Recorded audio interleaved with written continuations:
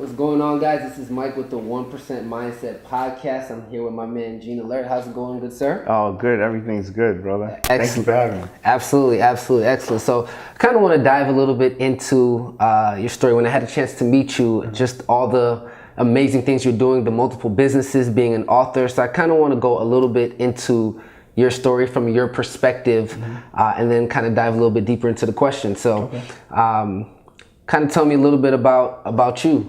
About me. Well, I'm an entrepreneur, author, but most importantly, I'm a dad. You know, I'm a dad, I'm a husband, and I'm just trying to do the good work that like God has put it into me. So I'm just trying to just pour it back into the world. You see what I'm saying? Always do right. You know? Absolutely. So I guess I'll start with you being an author, right? Mm-hmm. And then I'll dive into the dad. But so you have a book here that I read, Do Right, Do Good. Mm-hmm. What kind of inspired you to write that book? Good question. Well, I've been speaking to kids since I was 18 years old, right? Ever since I graduated high school, I went to college.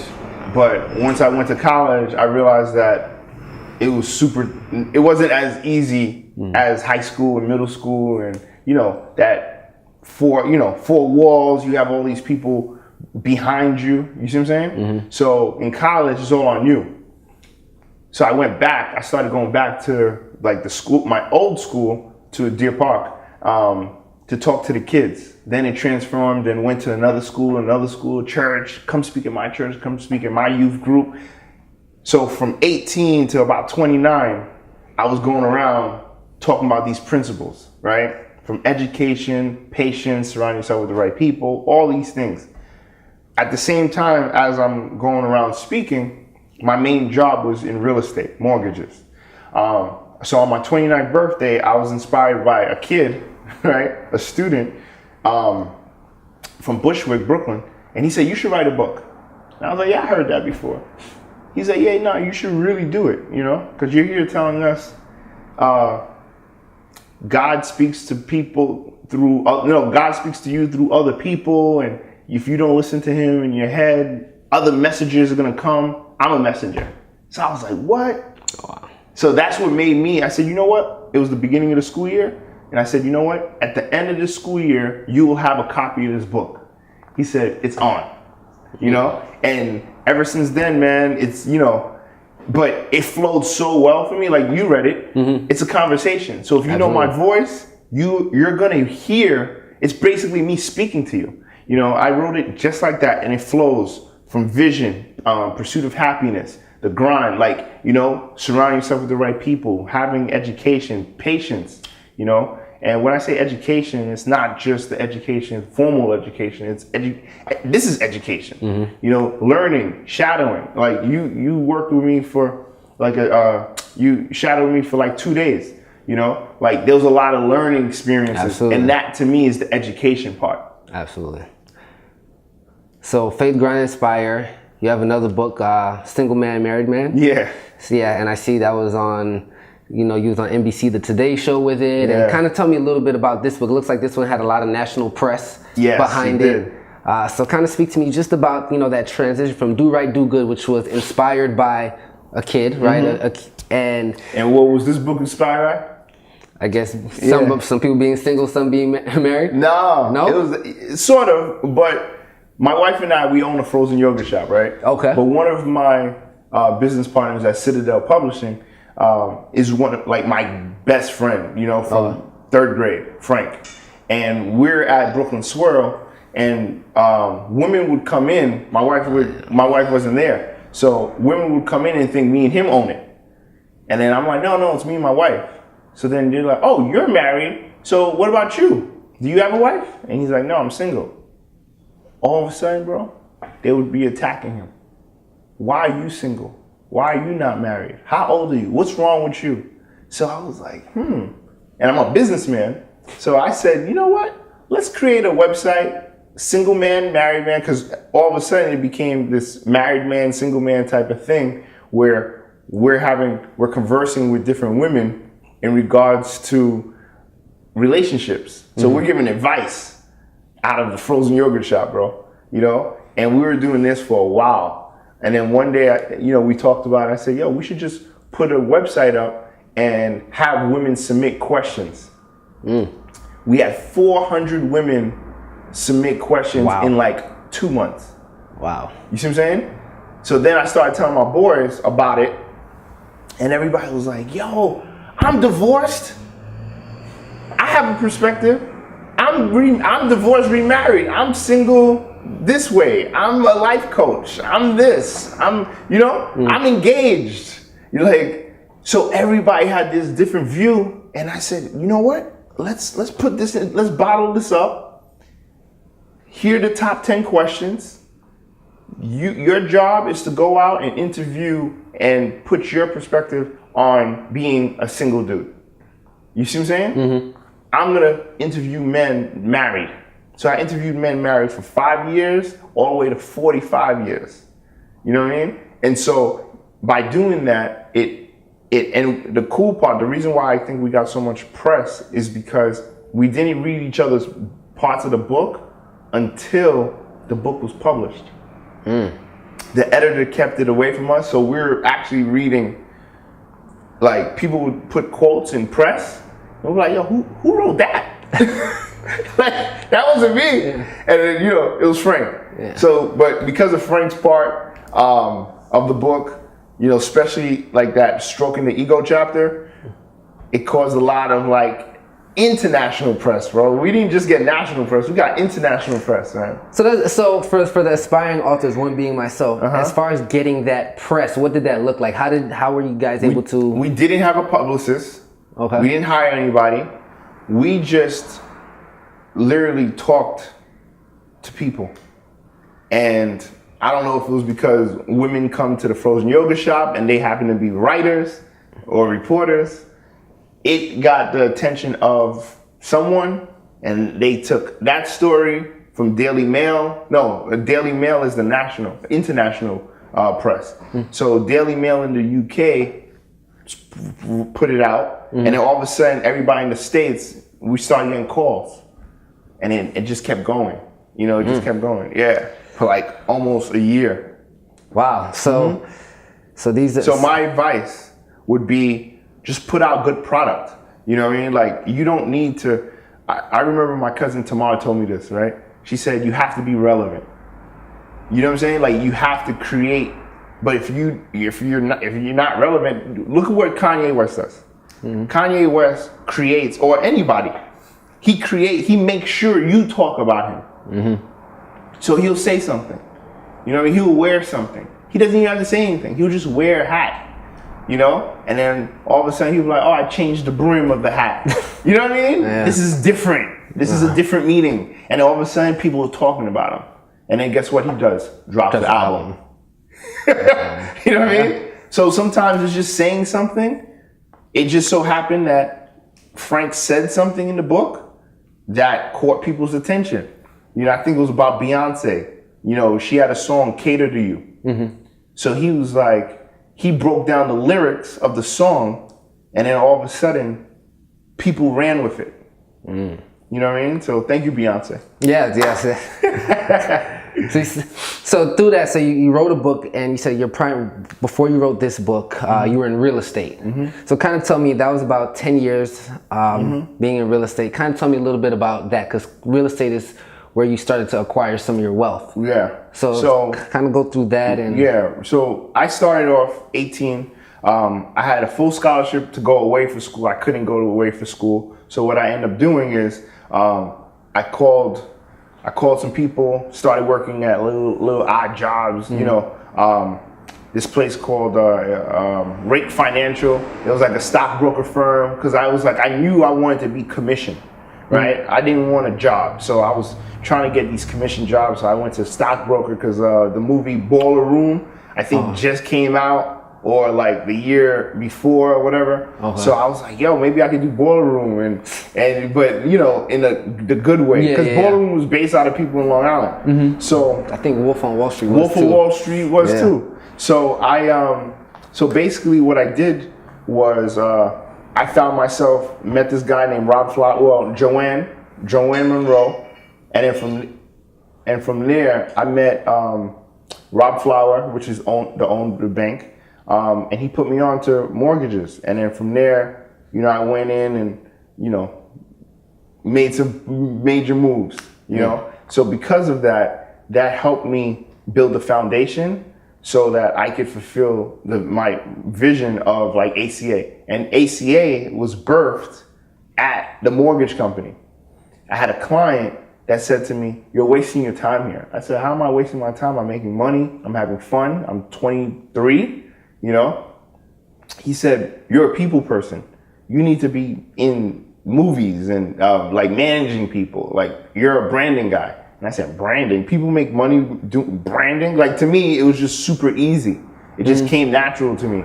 And I rebranded the mortgage bank. I rebranded individuals around me, and it was just easy for me. But he saw it.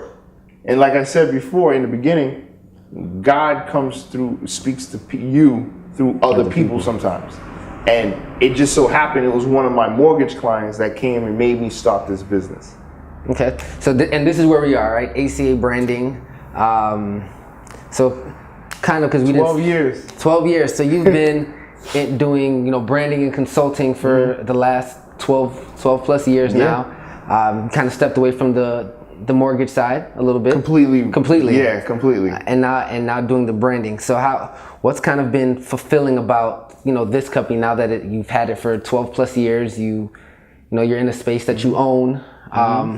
Like what's that feeling like? The feeling is great, and it's fulfilling because I get to help individuals every day get away from their limited beliefs, get away from their fears. I pull them away from it, and then they come to me like, "I have this idea of this logo, and I want to create this. I have this website I want to do. I want nicer business cards, but I don't know where to go, or I want a commercial," whatever it is in regards to their brand.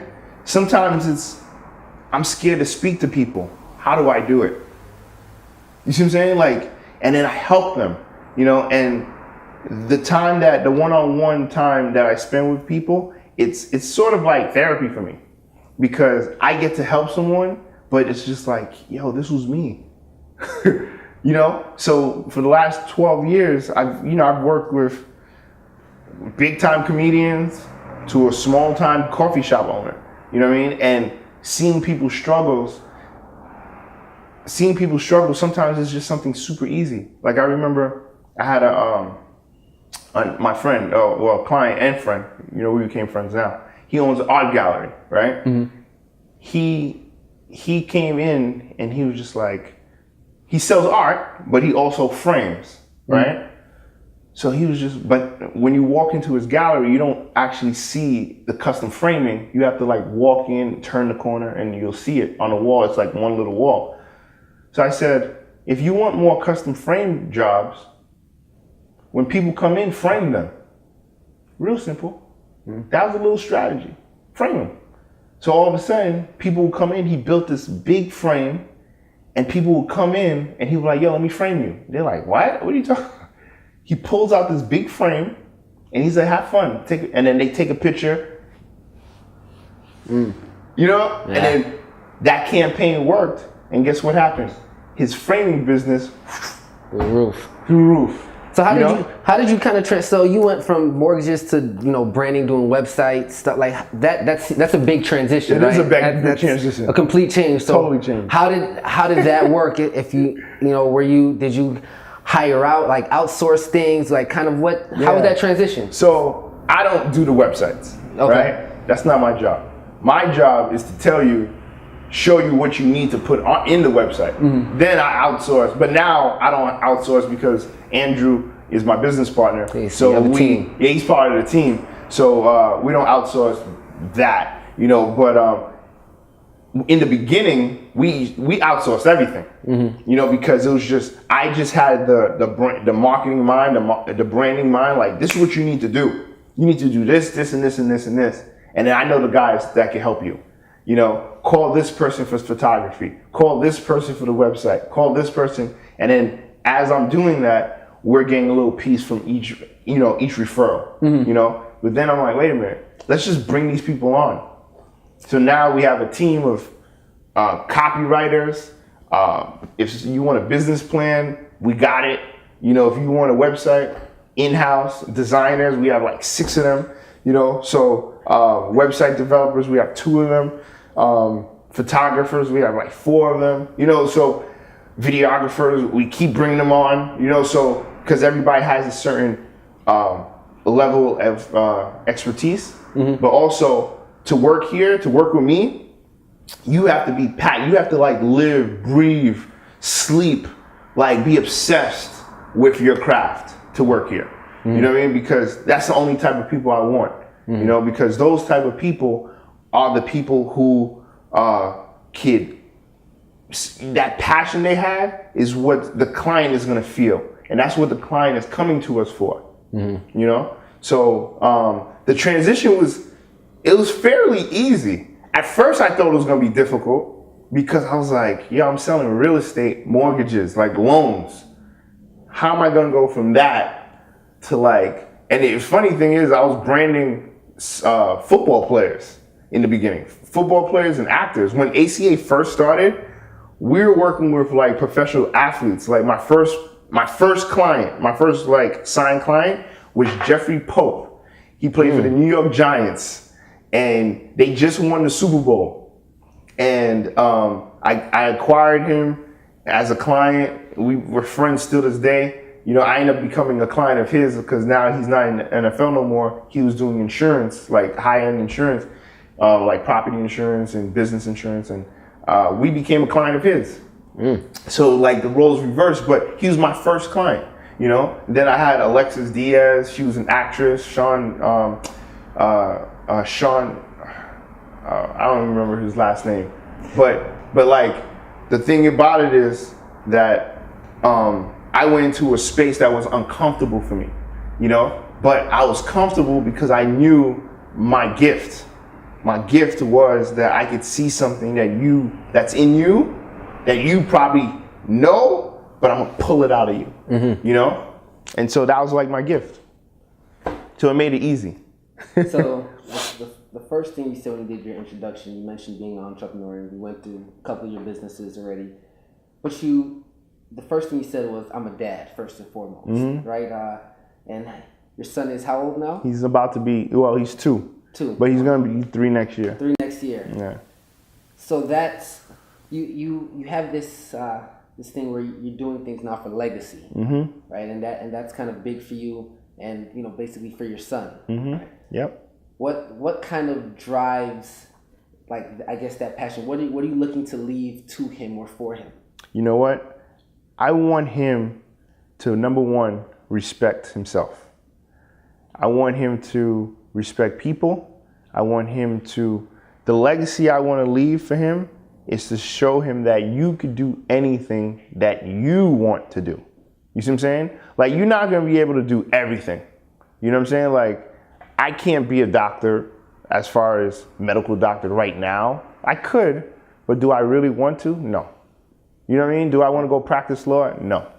Do I want to be a plastic surgeon? No. Do I want to be a computer technician? No.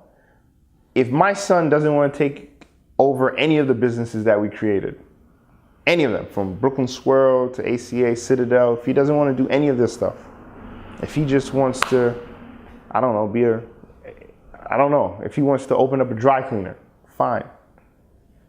But what I'm gonna do is, I'm gonna expose him. I've been exposing him since he was born to business. When he's here, I bring him here on Fridays, right?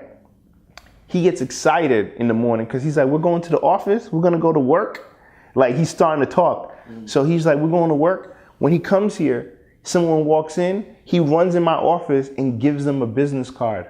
You see what I'm saying? Because he sees that when I meet people, I give him a business card.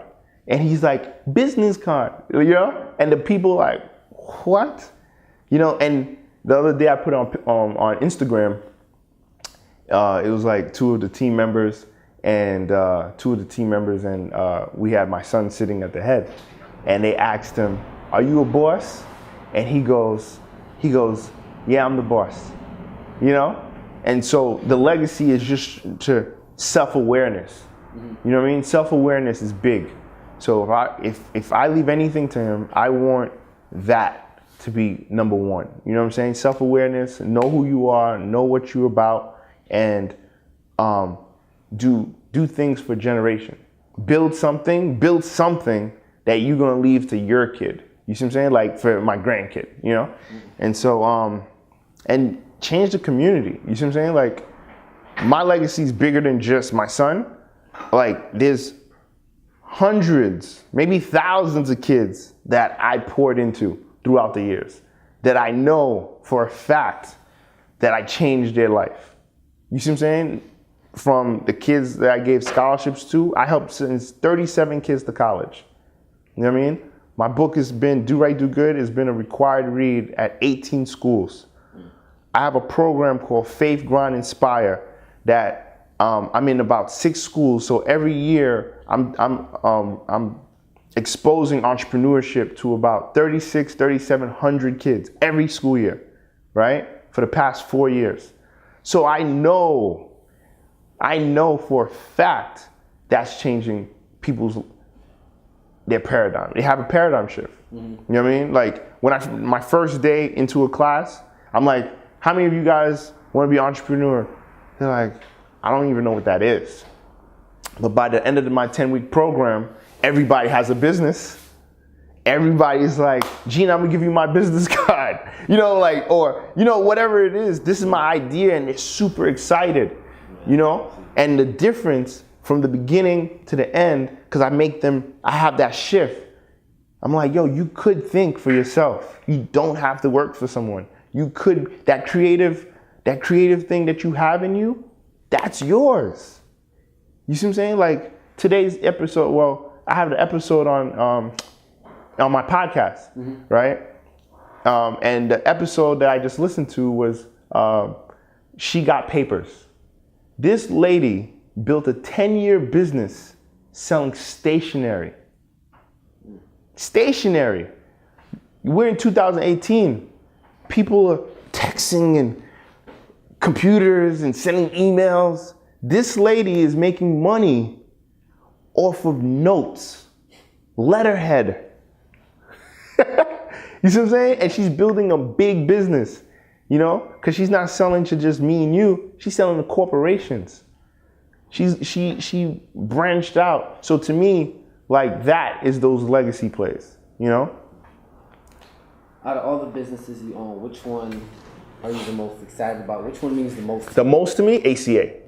By far, yeah. Why? Because it's like my gift, man. Like, I mean, between ACA, you know, it's so funny. ACA popped up first, but Faith, Grind, Inspire is my passion project. I have fun with ACA because I get to always create. Every day is a challenge. Every day is fun. It's like what to do. You know what I mean? Like someone comes in, I need this by Thursday. All right, cool, I'm gonna get it done. You know what I mean?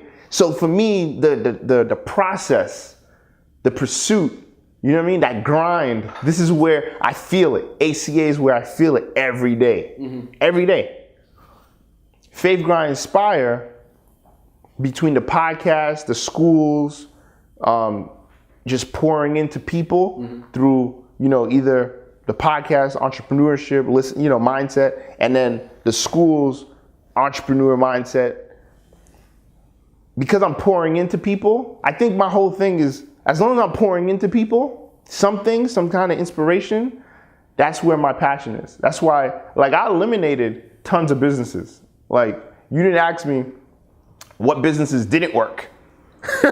How many businesses did I have? You know what I mean? Like, we had a app. We had an app when women started coming out with, started like wearing their natural hair and those different hairstyles. We started a company, an app where it was like a hair calendar. So women would go in, see different styles, and have tutorials about hair. Didn't work. We had another one when people started pulling out apps, creating apps, right? So we were like, yo, let's make this. So we teamed up with developers and we created this company called Get At Me. So it was like easy for someone to just go in, create an app for themselves, like pretty much migrated their website to an app. Didn't work. You know, I had another company with a former business associate of mine called A&S Global. I threw a big comedy show with Kevin Hart. We started managing comedians, producing shows. We started this business to only do comedy tours. Didn't work, you know? So tons of businesses didn't work. Like I had a company called ABM, right? With my boys. And it was like a record label. We were supposed to be like Rockefeller, right? You know what I mean? Like Bad Boy. Group of guys, didn't work, you know? So people might see Citadel because it worked, ACA branding because it's working. They might see different, the current successes. Look at Brooklyn Swirl. Brooklyn Swirl was around for 5 years. We're closed now, but we're not closed. We're not out of business. We're closed because we're dealing with a landmark situation. They want us to redo the entire front of the store. And so that was a hurdle that we had to overcome, but we had to make a decision. Do we close down and lose the fight? I want to close these businesses on my terms. Mm-hmm. So you're not gonna tell me to close. Because we weren't in a loss. So I'm like, no, we're gonna fight. It's taken us 2 years so far. Well, and we're still continuing to fight. Hopefully we can open in 2019. But that's another business. You see what I'm saying? Like people might drive by and they're like, oh man, it was such a good business. Everyone tells me every day, I miss Brooklyn Swirl. I'm like, I miss it too. We miss you too. But we're gonna keep fighting that business I'm fighting for. You know what I mean? So that one, hopefully, knock on wood, like we win, you know? But if God says, I have a different plan for you, I'm not gonna fight it, man. Like, you see what I'm saying? Mm-hmm. But so far, because so many people pouring into us to encourage us, I'm like, yo, we're gonna fight this one. You know what I mean? But there's tons of businesses, man. Like, if you saw my old business card, I had like 9 logos on the back, and I was super proud of them. I was like, yeah, you know, I own 9 businesses, but you can't run 9 businesses. It doesn't matter what you try to do. I had people managing all of them. Like, it wasn't just me, but I started business. You have a good idea? I'm like, yo, let's be business partners. Or you approach me and I'm like, that sounds like a good business idea. Let's do it. I go into business with you and it didn't work. You know? So I failed. I don't even say fail. I don't like that word fail. I attempted to work on other businesses. And the ones where my passion really is, those are the ones that really succeeded. You know what I mean? Like, and hair app for women, how am I gonna win? You know what I mean? Look at this. Like, how am I gonna win? Seriously. My passion isn't there. People come to me trying to help me. Yo, you're such a great salesperson. You have such passion. You should sell coffee. I'm like, yo, bro, I don't drink coffee. Yeah, true. I don't drink coffee. So my father always taught me this.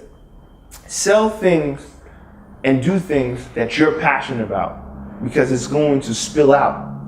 If you do things that you're not passionate about, it's never gonna work because you're chasing money. You have to build a business and not chase the money, and that's how it's gonna work. You see what I'm saying? Excellent, man, excellent. I wanna ask like kind of one last question and kind of wrap it up. Now, you spoke about your failures before I had a chance to mention it, and I was going to. But kind of I think it's human nature when you fail or you try and it doesn't succeed, whether that's investing time, money, energy, whatever that looks like, to become discouraged. Yeah. I think that's, you know, what kind of shifted that to allow you to pursue, to keep going? Keep going? I have a hard time saying, you're gonna pay me $40,000, right? You go get a job and it's saying you're getting $40,000 a year, $50,000 a year. That's how much I'm gonna pay you to do this. So you're gonna spend 365, 40 hours a week, and you're going to do this You're going to give me your time. I'm going to give you 50 grand. Some people take it. A lot of people take it. But for me, knowing that I have unlimited earning potential, that I can make 50,000 in 2 months, if I really put my effort in, if I really, really try, I can do that by myself in less time. I don't need to work 40 hours, 160 hours a month with an hour lunch break, 2 15-minute breaks, and they're clocking me. If I'm a minute late, they deducting pay. If my son is sick, I can't stay home. If I want to leave work early because I have a headache, I can't leave home. I can't leave. I remember one time I told her quit the job. My sister went to work. My aunt passed away, and she wasn't allowed to go to the funeral, to the wake, because she didn't have enough sick days. Because she went to quote unquote, she already used the funeral family time already. Because we had that particular year, we had a lot of deaths. So she ran out of the time. So all of a sudden, now she can't go to my aunt's funeral or wake because she didn't have the time. I said, are you kidding me? She was crying. It was devastating. I don't want that. So I'm gonna put out the most. There's a quote in my bathroom. An entrepreneur is a person that will work 100 hours for themselves rather than work 40 hours for someone else. See what I'm saying? If you're not willing to put in 100 hours for yourself, you're gonna help someone else with their vision. That's what you're gonna do. It's cool. I know in the NBA and football and basketball, they talk about, think about this. They talk about how much LeBron is making. They talk about how much this player is making. Yo, they making 100 million. That's cool. Guess what? Who's paying them 100 million? I want to be that guy paying you 100 billion. Because how much am I making? You're still an employee. You can't, look at what's going on with Kaepernick. You can't kneel. You can't work. You see what I'm saying? Like, you can't work because of certain things. You know what I mean? So that's how I look at certain things. That's how I look at it. So I'm looking at it where you need to create your own, and that's what made me never give up. I always wanted to be the guy that came in and did what I needed to do for my family, for myself, and create the wealth for myself and not depend on somebody else. Wow, it's powerful, man. Well, I definitely appreciate it, man. Again, definitely check out the book, Faith, Grind, Inspire, Single Man, Married Man. Yeah. Went through your publishing company, ACA Branding, where we are here, real estate, Brooklyn Swirl.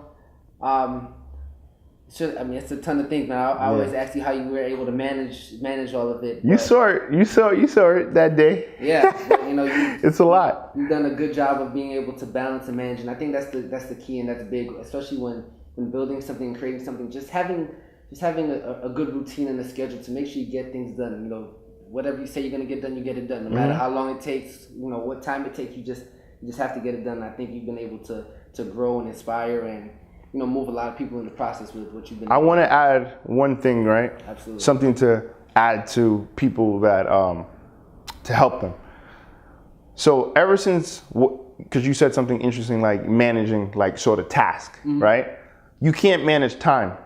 You can only manage task, right? So I call it the get it done now mentality, but the tool that I use, that I suggest people use, is a planner. Simple planner. Pen, paper, a book designated for your task. And that will help you, because if you break down your task, if you're in business and you say, okay, break it down, numbers. If your goal is $10,000, how many people, what's your price point? Is it $1,000 per person? So if it's $1,000 per person, you need 10 people to pay you $1,000. You see what I'm saying? Mm-hmm. If it's $500, $500, you need 20. You see what I'm saying? So now, how many people do you need to speak to? How many people do you need to reach to acquire 2 people, right? So if you know what, 1 person, you know what, 10 people, whatever it is, for that week, for that month. Now every day, your task is, all right, today I'm gonna reach out to 15 people. Out of 15 people, I'm gonna get 3. Out of those 3, I'm gonna get $1,500 from between the 3 of them. That's towards my goal. You see what I'm saying? So when you break it down brick by brick, because you wrote it down on paper, you release these things called endorphins in your mind. Because when you see that check mark of, yo, it's done, it's done, it's done, it releases positivity and that energy that you need. You see what I'm saying? Yeah.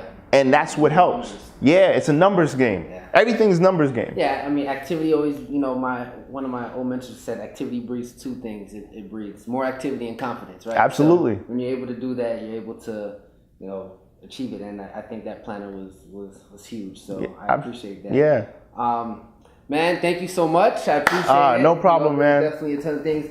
Again, this is Mike with the 1% Mindset Podcast, and with my man Gene Alerte. Definitely check out his book. What about Instagram?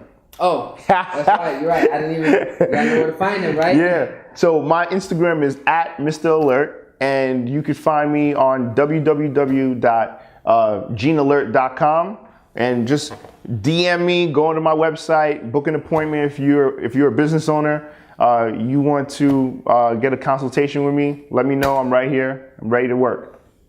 Thank you, bro. Alert with the E at the end as well. Yeah, alert with the E at the end. MRALERTE. All right, you guys take care, man. I appreciate it, brother. Appreciate you, bro.